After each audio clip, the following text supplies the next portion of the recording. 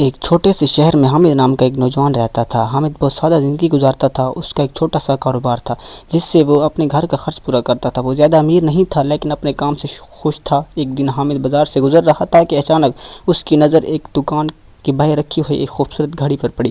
گھڑی اتنی خوبصورت تھی کہ حامد کی نظریں اس پر ٹکی رہ گئی۔ سنہری رنگ کی گھڑی تھی جس پر وہ روشنی پڑتی رہی تھی۔ وہ ایسے چمک رہی تھی جیسے خالص سونے کی بنی ہو۔ حامد نے دکاندار سے پوچھا، بھائی یہ گھڑی کتنے کی ہے؟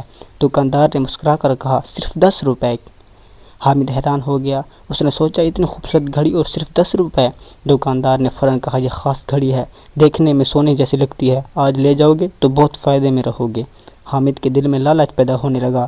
اس نے اپنی کئی مہینوں کی جمع پونجی گھر پہ پڑی ہوئی وہ سارے پیسے اس کو دے دیے۔ گھر پہنچ کر اس نے بڑے فخر سے اپنی گھڑی سب کو دکھائی۔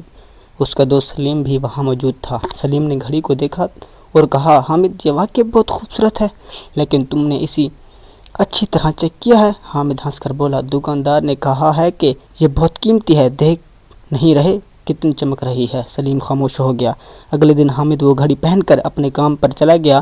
راستے میں اچانک بارش شروع ہو گئی۔ حامد نے گھڑی کو بارش سے بچانے کی کوشش کی لیکن تھوڑی ہی دیر میں گھڑی کا سنہری رنگ اترنے لگا۔ حامد نے گھڑی کو غور سے دیکھا۔ جس چیز کو وہ خالص سونا سمجھ رہا تھا وہ صرف اوپر سے سنہری رنگ کی گئی تھی۔ حامد کے ساتھ ہاتھ سے گھڑی گرنے لگی۔ اسے بہت افسوس ہوا۔ وہ واپس اسی دکان پر گیا لیکن دکاندار وہاں موجود نہیں تھا۔ دکان بھی بند تھی۔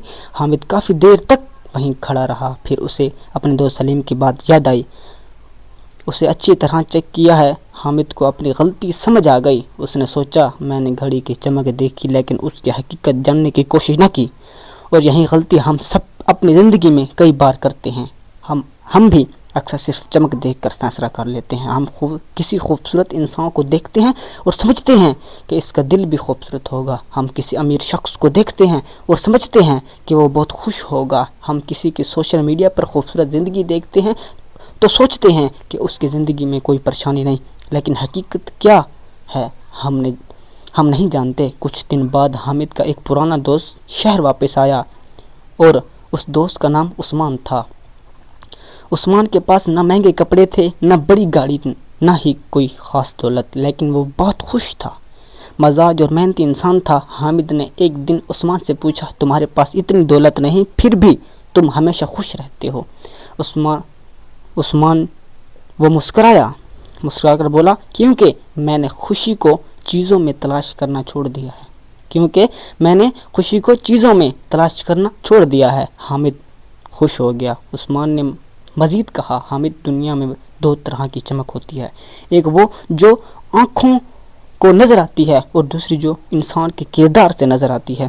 پہلی چمک کچھ وقت کے بعد ختم ہو جاتی ہے لیکن دوسری چمک وقت کے ساتھ ساتھ اور بڑھتی ہے۔ یہ بات حامد کے دل میں اتر گئی۔ اس دن کے بعد حامد نے لوگوں کو ان کے کپڑوں، گاڑیوں اور دولت سے پرکھنا چھوڑ دیا۔ وہ انسان کے رویے کو دیکھنے